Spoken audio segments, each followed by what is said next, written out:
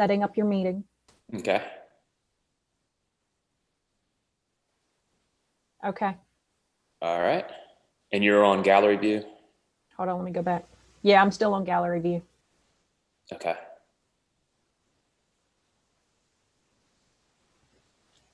Okay. It's showing, it looks like a speaker view on the live YouTube feed.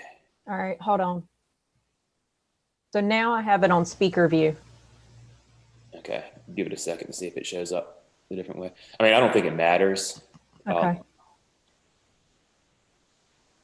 Okay, now it is showing both of us. Okay. On my end, it says that that's speaker view, but Okay, that's fine. leave it on that. Yeah, I would leave it on that one. Okay. All right. Yeah, it shouldn't take me long at all to start the, the research meeting. So I'll stay on here just to make sure it's working. And I'm also going to check it on my phone where I'm not logged in to make sure it's open to the public. Gotcha.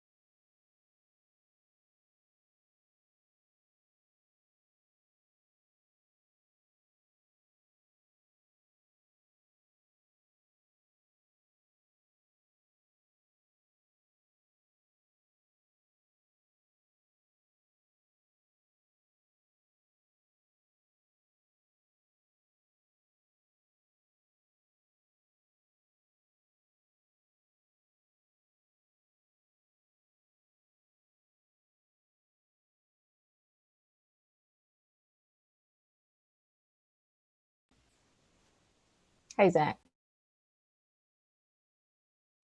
Yes.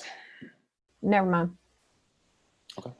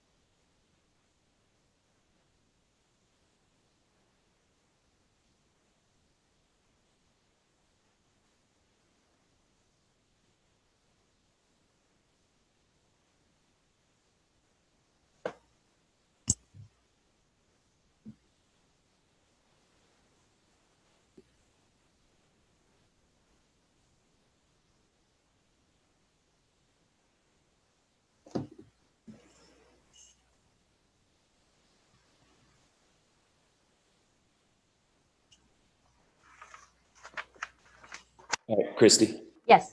It appears that it's going to be working fine. Okay. So I'm going to go ahead and I need to go ahead and start the other meeting. That sounds good. All All right. right. I will text you if anything comes up. All right. Thanks. All right. Thank you.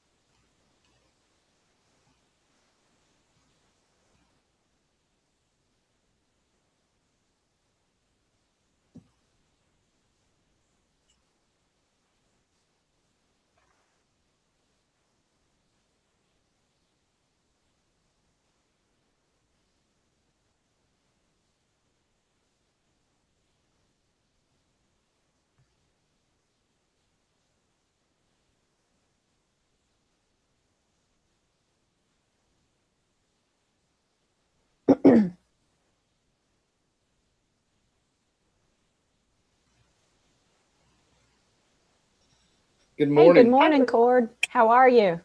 Doing well, doing well. Good. Just to let you know, we are streaming on YouTube right now.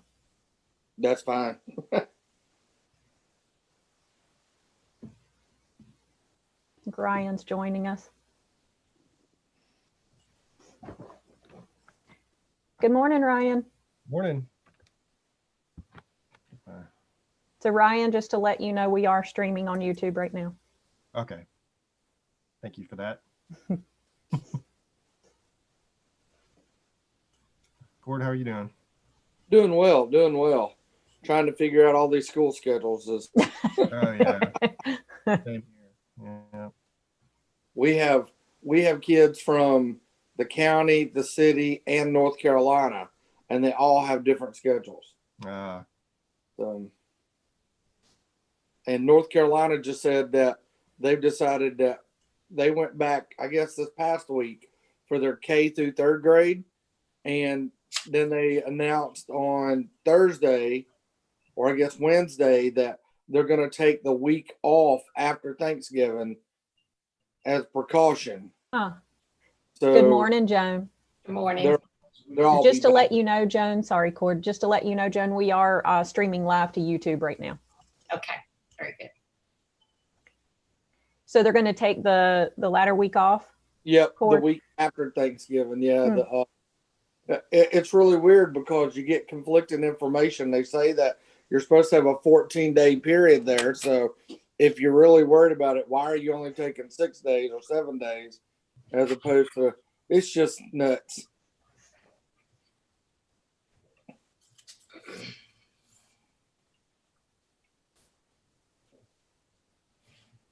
What are you talking about, Cord? In Danville or what? Guilford County. Okay, Guilford County. Yep, Guilford County. We've got kids in our program from there. So now we've got some coming back even more, which is fine. It's just that the parents don't know what's going on. So Yeah, this Martinsville City has been virtual the whole time, and it almost feels like that's the best way to go because going back and forth is hard on parents, I think. Good morning, Nathan. Morning, everyone. Nathan, just to let you know, we are streaming on YouTube right now. Thank you.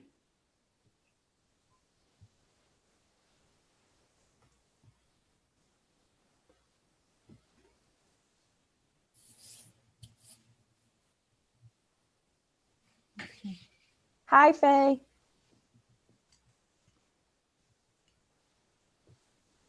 Oh, hi, Faye. How are you?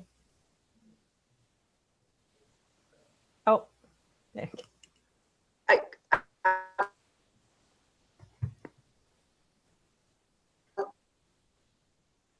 Oh, I'm fine. I didn't.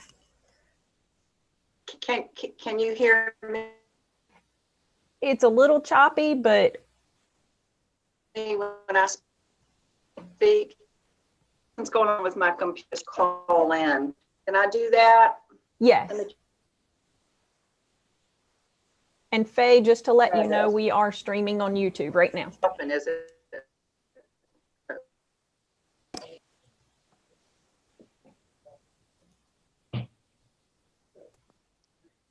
This microphone. Oh, hold on. Try that again. I said, is this microphone helping at all? Yes. It is? Okay. 'Cause I Yes. can still call in if you'd rather. Oh, I think that's working right there. Okay.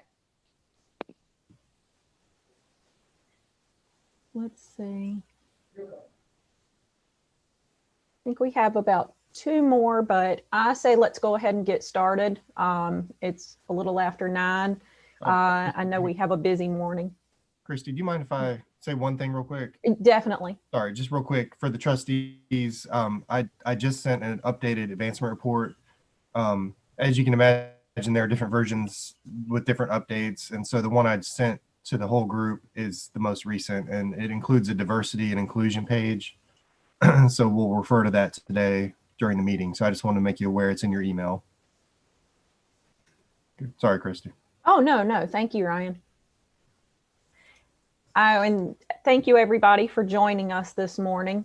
I think we're all getting used to our committee meeting through Zoom now. So thank y'all for joining me. I wanted to provide some quick updates. I hope everyone received the agenda and the meeting minutes from our last meeting. And so I wanted to just kind of quickly run over some things, but also give y'all some time to ask questions and just kind of have a conversation about what we're doing right now, and just kind of the status of everything.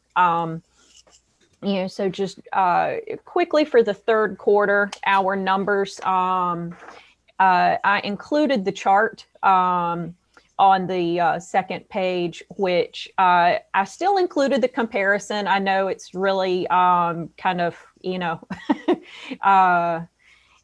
no comparison to last year at this time, but I also wanted you to have that information from last year. For the third quarter, we did have some programming at the museum.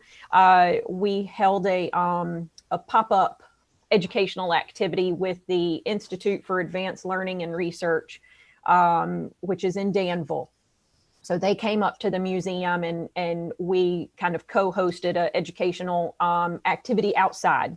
That was in July. So we had everything outside and had some activities for visitors to take part in, and some takeaways. Oh, yes. Yes. Yeah, the first quarter. So we also had the Dino drive-through event and activities and everything handout wise. Nothing kind of too hands-on. It was literally just handing out the masks and things like that they could take home, which was a lot of fun. We've also started the homeschool virtual programming. So you'll notice on the numbers served the increase in the distance learning programs. So that's something that has been well received. We're offering the homeschool programs on the first and third Wednesdays of every month. And we're through Zoom, obviously, but we're still having separate Zooms for the individual age groups. So we have a 6 to 8 year old group, and then a 9 to 11, and then 12 and up. So it's been well received. The programs are going well. We are averaging around 25, 30 children total for each of those, which is about half of what we had served when we were doing it in person. So the nice thing though with the virtual programming, we're able to capture participants from outside of the area, whereas in person, was a lot of fun and having them in the classroom, but we were not able to serve participants from several counties over. So with the virtual programming, we're actually having participants from Richmond, Charlottesville, Charlotte Courthouse, North Carolina. Excuse me, Christy, are these homeschool children that are participating? Yes. Who are the participants? Yes. So this virtual programming is the Homeschool Science and Engineering Academy. And so they are homeschool parents, homeschool families, excuse me. And the majority of them are participants from when we were doing them in person. But we have gained a lot of new families. And families. That was going to be my next question. How do you find these people? How do you find participants? Okay. Great question, Joan. So we have been building a contact list, homeschool family contact list, as well as, the individual emails, but also those that have their co-ops and organizations in certain areas. Like Roanoke, for example, has a co-op group. So we have their person that's in charge of their newsletter on our email contact list. So then that way they can distribute the information. So we'll send out the emails about the programming and things like that. And we have had new participants because we're also advertising this on our website and social media as well. Trying to get the word out. So it's been interesting, making the switch from the in-person programming to the virtual programming. We've been doing a lot of learning ourselves and taking advantage of professional development opportunities that are talking about, ways to incorporate things with virtual programming. So it's been really fun trying to kind of alter our programs. And what we've been doing is giving parents a heads up on things that we're going to be covering. And so, it's gather these supplies that you have around the house so that we can talk about this subject. Or for this month, for example, our 2 homeschool sessions were focused on microbiology. And so we actually shipped agar plates, Petri dishes, to the participants. And our first session in November was, what is microbiology? And then talking about things that they could swab. And so then our follow-up session just this week was, what did they swab? What results did they have? So it's been a lot of fun. That one was a little gross. Do you do that yourself, or does it's definitely myself and then educators, and which unfortunately we just one of our educators has taken a position somewhere else. So right now it is myself and one educator, Terry Robertson. Okay. So yes. But yeah, so it's been a lot of fun. Our next session, the first week of December, is on engineering. So our plan is to, of course, tell parents, have these supplies available. We're going to do some STEM activities with the children. So the virtual programming is going well. We did a push, like I mentioned, with our contact lists and social media, the website.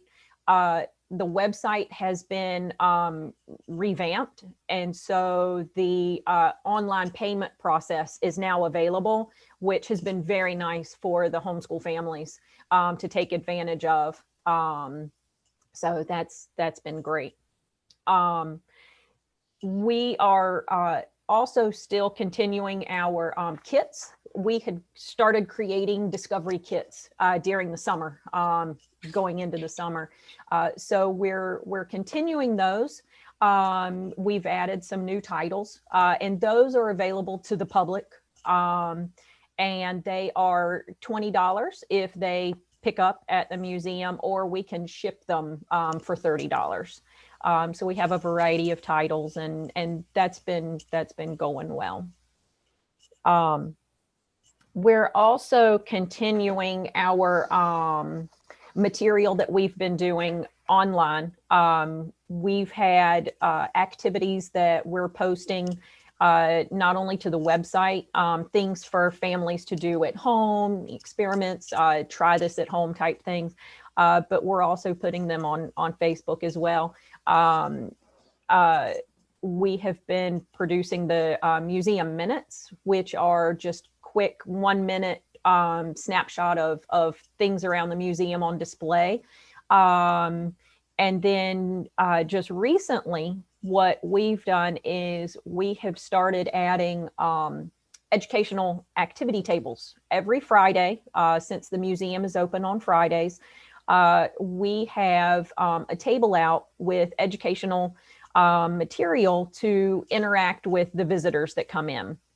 And then, so that's every Friday. And then we're also trying one Saturday a month, just to see how that goes. And we'll kind of gauge that, do we want to increase that depending on visitation, keep it at one. So actually Terry's at the museum right now. Our table focus today is on red-eared sliders.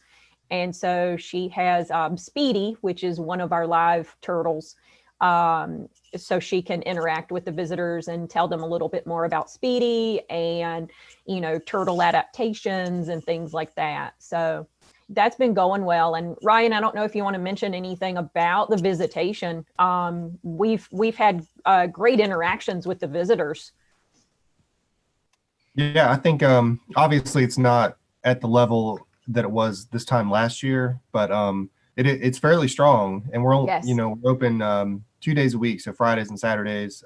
We were open Sundays during the summer, and that always tails off even in normal times. So we're back to Friday and Saturday, and I would say it averages anywhere from as low as 25 visitors to up to over 50 at some points. Mm-hmm. And what we're seeing too is the average admission price per visitor is almost double what it was this time last year. And what that means is a higher percentage of visitors are non-members, so they're paying the full admission price. And we also, when we would have school groups and other groups that would get some sort of discounted admission, that would bring the average down as well. So not necessarily a great thing, but it is something to keep an eye on, that our revenue is good as far as average per visitor. Mm-hmm. So yeah. And like Ryan mentioned, it's not the numbers from previous, but interacting with the visitors, they're just very excited to be visiting, and it is interesting to see where they're visiting from.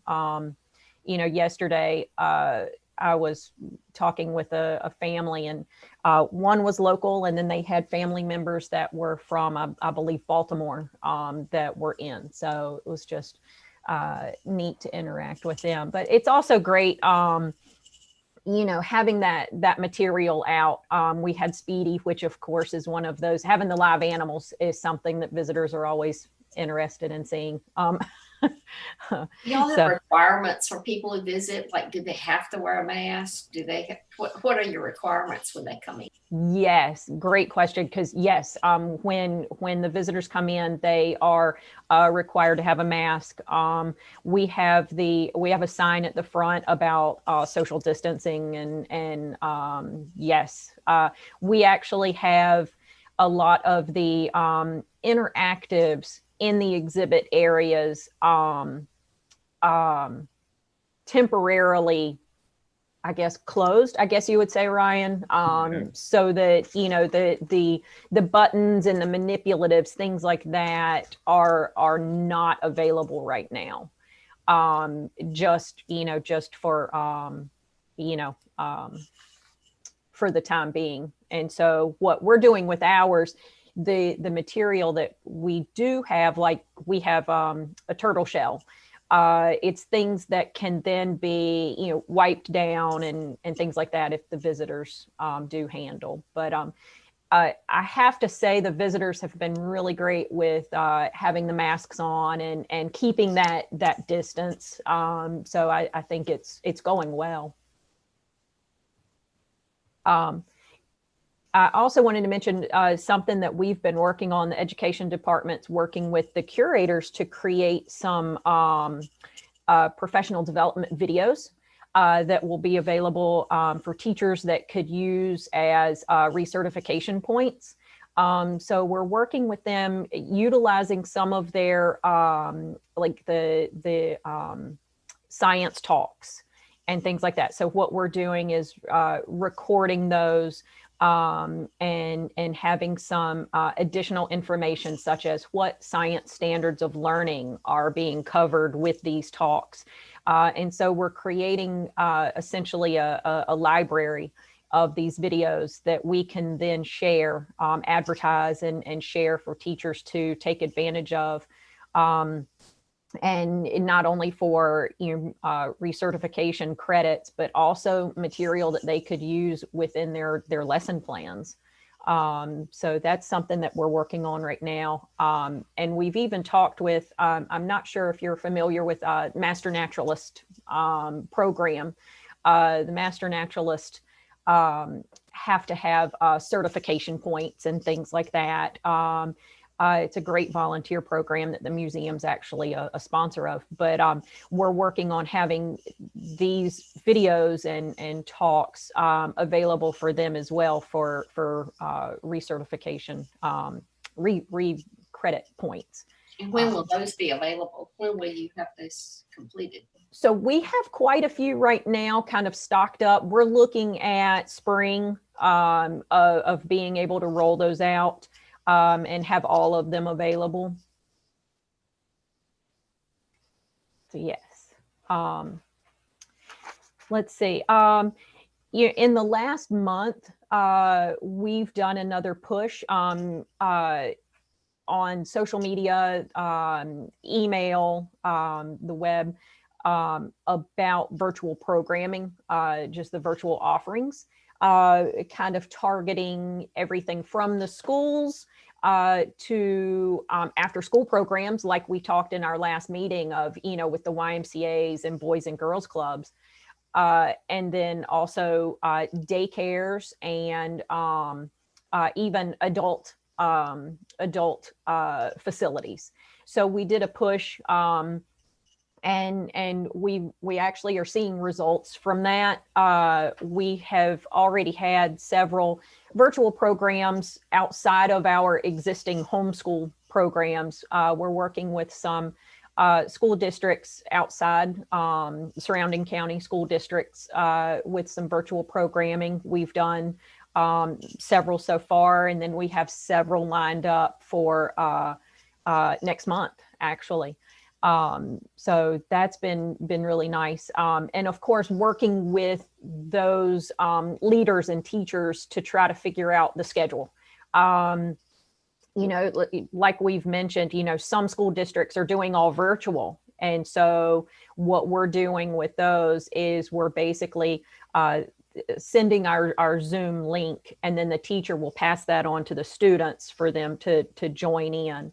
And then those that are doing kind of a hybrid, we're looking at, days that they're in the classroom to connect. And then just kind of doing a mix of things too. So working with several school districts with programming right now, which has been a lot of fun to be able to actually reconnect and work with the schools.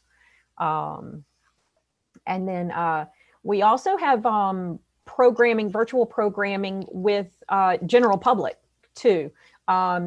Something that we've been doing recently is a series of programs that was through a Waynesboro Rotary fundraiser. So we have about 5 programs that we're doing through that Waynesboro Rotary fundraiser on various topics, and so kind of getting the word out that, it can be schools, it can be, the homeschool groups, it can be just, family members that want to connect and do something. Christy, going Yes. back, can you hear me? You can't Yes, hear me, yes. can you? Mm-hmm. Yes, I Going can hear back you. to what you were saying about the virtual outreach to school districts, is that still mainly the districts in and around Martinsville, or are you finding afar districts getting interested in participating? Because maybe that's the one, if there can be any positive that comes out of this pandemic, is the opportunity to expand the outreach through virtual. And I know we talked about that a little bit the last time, but I'd be curious to know how further afield you all been able to go because of the virtual programming. Oh yes. So it's a mix. We do have we have programs lined up right now, and have already done some with Patrick County and Henry County. But then we also have programs lined up with WISE,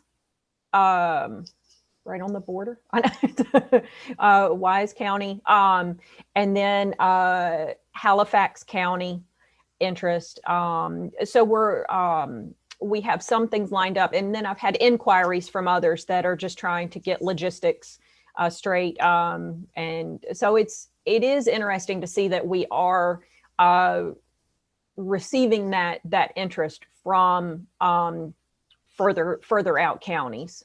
So that's been great. And what I would like to do is, of course, right now with the holidays coming up and, kind of the fall semester ending, is do another push after schools are back in January, February, do another push and kind of get the word out again, reconnect.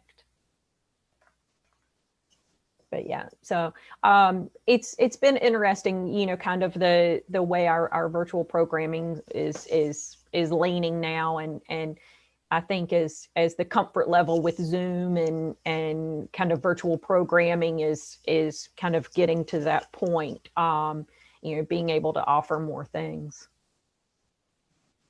I had included some other things on the agenda.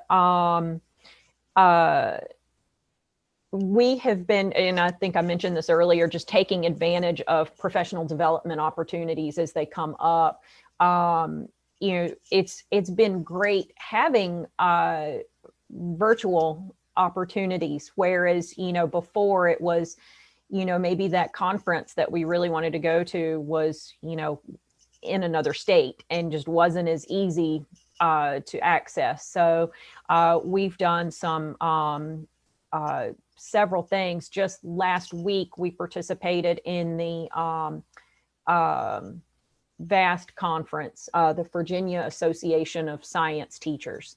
So that was a great 3-day virtual conference with lots of sessions discussing everything from diversity and inclusion and kind of the emotional, trying to connect with the students' emotional level through virtual programming, as well as content. So that was very nice. There was a lot of great takeaways for the museum with just things to keep in mind with virtual programming and how to interact with the students, as well as that content.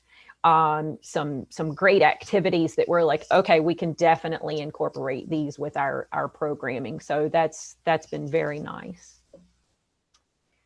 I also wanted to, I put on the agenda because with the education committee, we have the exhibit subcommittee, which even during this time, exhibits have been very busy. And so there's a lot of exciting things right now with the exhibits going on. Have a really nice new trout tank that has been installed for our Wild Watersheds exhibit. And it's actually changed since I sent the agenda out. I had on the agenda that the brook trout eggs were added. So they, of course, have been growing rapidly. And so now we have, I think they are in the fry stage right now. So, small, I guess sub-adults swimming around. So it's been nice watching that transformation. So there's a lot of work going on in the Wild Watershed exhibit, not only with the trout tank. There's some nice track panels.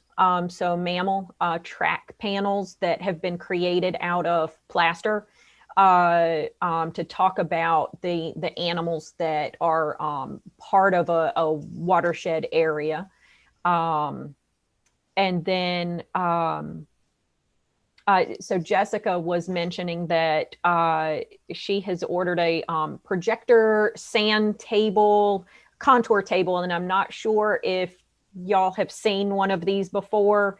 It's a really great interactive that has basically a sand table, but then it has a projector overhead that will project contour maps, topographical maps. There's all sorts of different components that you can add to it that will project down onto the sand.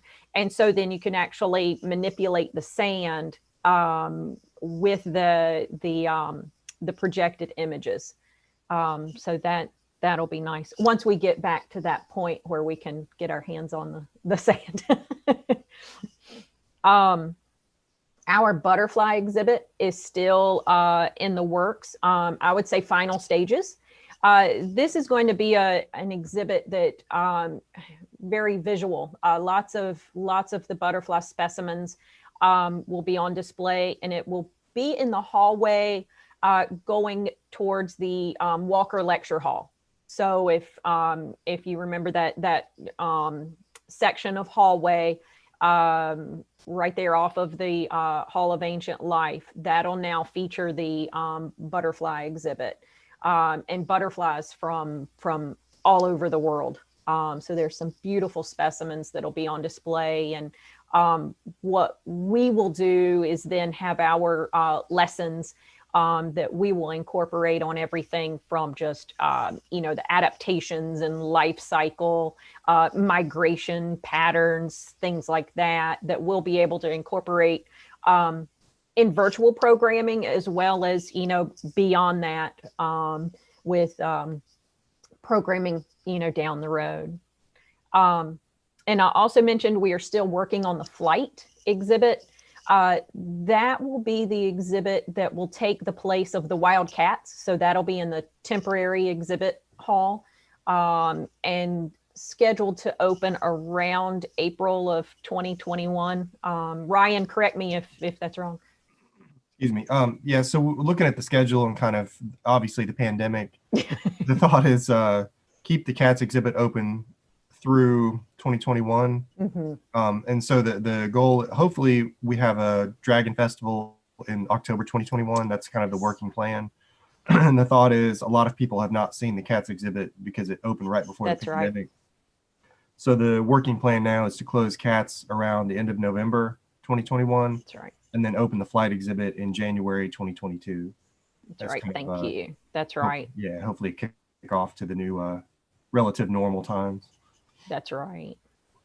Yes, because the cat exhibit is such a fascinating exhibit. When are you going to be able to see these large animals? So I think keeping that open so the public can view them extended, I think that's a great idea.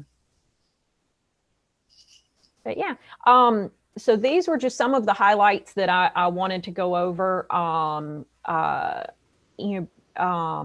But I also wanted to take some time before the full board meeting to just have any, questions, conversations, anything like that.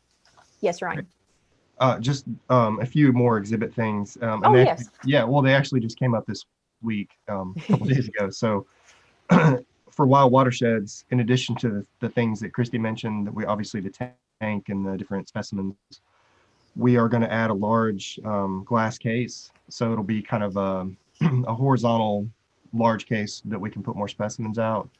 So we're actually, Christy, working with, we had looked at, ordering a complete one that's completely done, but we figured out we can get one twice as big to have it custom built.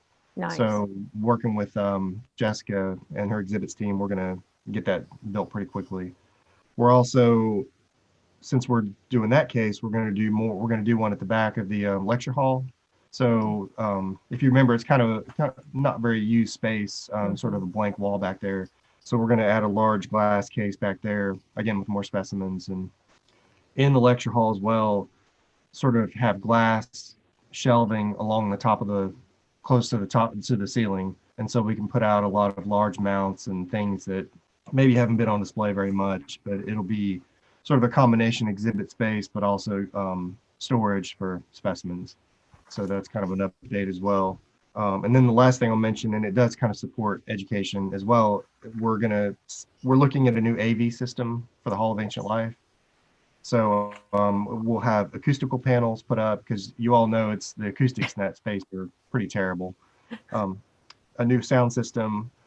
We have the old projectors with the screens that never show anything. So we're gonna take those down and see about putting up a video wall, which you've probably all seen. And then with the new pavilion, have the ability to control the sound outside in the pavilion, also in the front plaza, everything coordinated. And so also when we have, for example, programs in the lecture hall, we can broadcast that into the Hall of Ancient Life as kind of spillover space. So we feel like it's going to give us a lot of options and a lot more, abilities during events and programs. So that'll all take a few months to happen, but that all is in progress. So very exciting. That is, I know the large screens that we had in the Hall of Ancient Life, we utilized those a lot with programming, whether it was with visiting school groups or sleepovers. With the sleepovers, that's what we used to show the movies before they would, go to sleep. So I think there's lots of opportunity for that. So that'll be great. Oh, awesome. Well, those were just a few highlights of what's happening in the education department.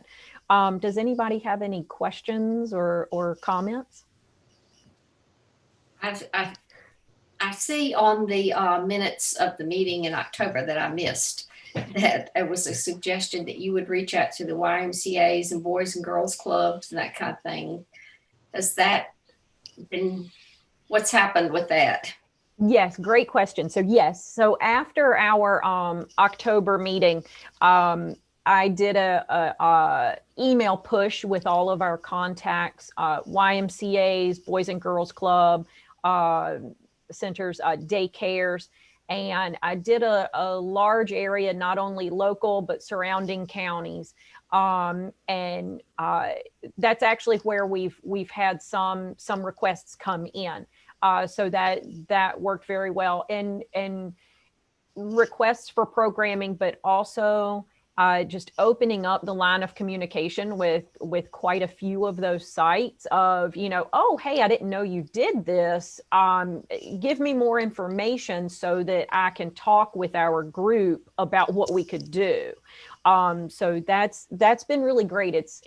We've had quite a few groups that are inquiring about the programs and looking at how with however they are working their programming, how we could incorporate some programs. So we're looking at some of our programs are 9-10 o'clock in the morning. Some of our programs that we have lined up are 4 o'clock, 5 o'clock in the afternoon, just so that we can capture that audience. And something that Cord had mentioned during one of the meetings was, the students have that focus time during the day that, it needs to be dedicated to their schoolwork. And so looking at those kind of after typical school hours for the programming that we could do. So that's we're looking at the kind of after school programming again. And what we're doing is tweaking our existing after school programming that we've done with various groups in the past to have a more virtual spin on it. Hopefully too, we'll start hearing more back, because I know funding has been an issue with a lot, and they just released another round of funding for all the places that had filed. So we just got an email last night for additional funding that's coming in, but it won't be, they won't get it for the next probably 2 to 3 weeks. So we're probably going to be looking at late December, early January before people start looking at spending that. Yes, and I will say that was something that I've heard from several of the contacts is, just right now. And several of them were like, November and December is just kind of hard to get through. And so they're looking at scheduling, after January, and early spring programming, just with logistics on their end, and like Cord mentioned, funding.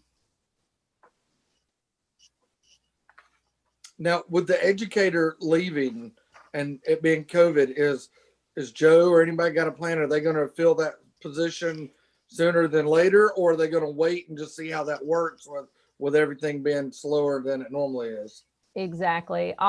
So I've talked with Dr. Kuiper and Jonathan Martin about just holding off for right now. Right now, Terry and myself are doing the programming, and we just said for right now, let's hold off and then look at filling that position later on. Yes.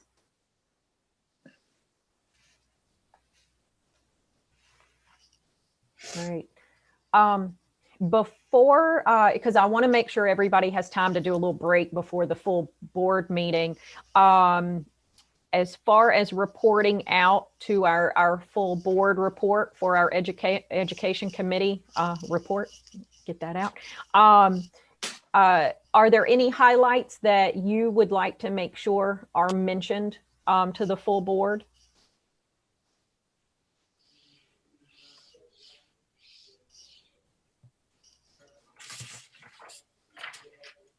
Don't be shy. Let's see. One of the stuff, some of the notes that I've been taking, I just thought it'd be a good thing to mention. I think the kits are great. I think that's something that's, especially with the Christmas break, you got Thanksgiving break, and then I know in Pennsylvania County and city of Danville, schools let out on the 21st. So there won't be any school back until January the 6th. Yeah. So those kits, that might be something for people to do during that time.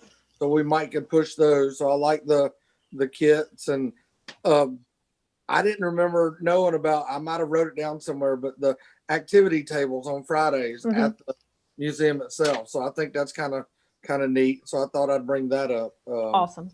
When I was talking about it. And then of course the professional development videos that y'all are making in conjunction with the curators. I think that's really nice. So that's good. That's something I'm gonna. Awesome. Those are probably gonna be the three things that I've got listed right now that I wanted to bring up. That sounds good.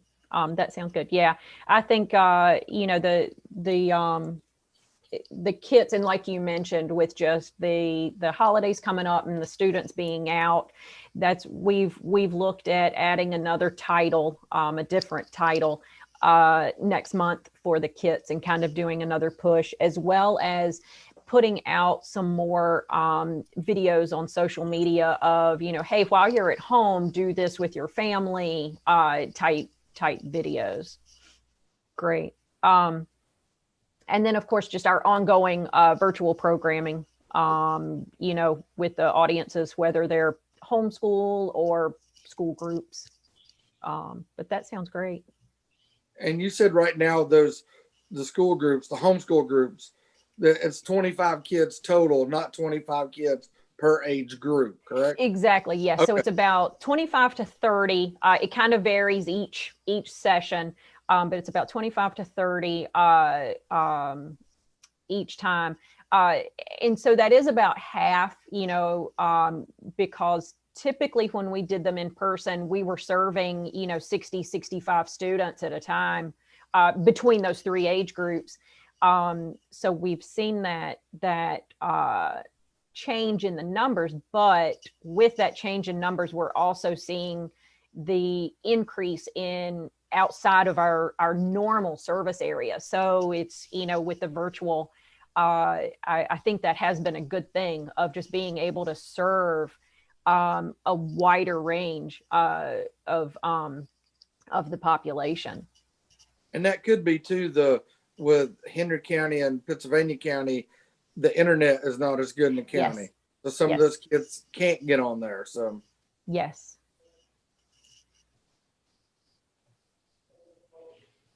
Awesome. All right. And at our last meeting, we were talking about having our ongoing communication between set board meetings. So with the holidays and everything coming up, and our next scheduled board meeting, correct me if I'm wrong, Ryan, but it's February 20th. Right. Okay. Awesome. So what we can do is as a committee, we can look, at trying to touch base in between now and that time. See what we can do. January's kind of, December and January is kind of tricky, but yeah. but great. Well, before we wrap up, does anybody have anything else they would like to address? Very informative meeting. Thank you. Oh, great. Thank you. Thank you. It's funny, we're trucking along and virtual is, ever changing. So it's been interesting just rolling with the virtual opportunities. I'm sure.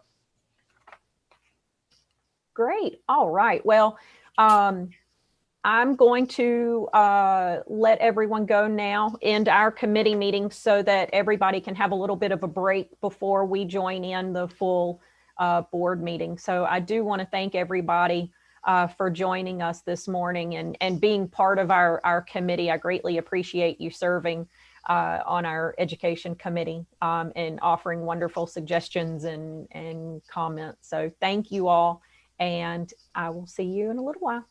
See you in a few. All right. Thank you. Bye, guys. Everyone. All right. Bye. Thank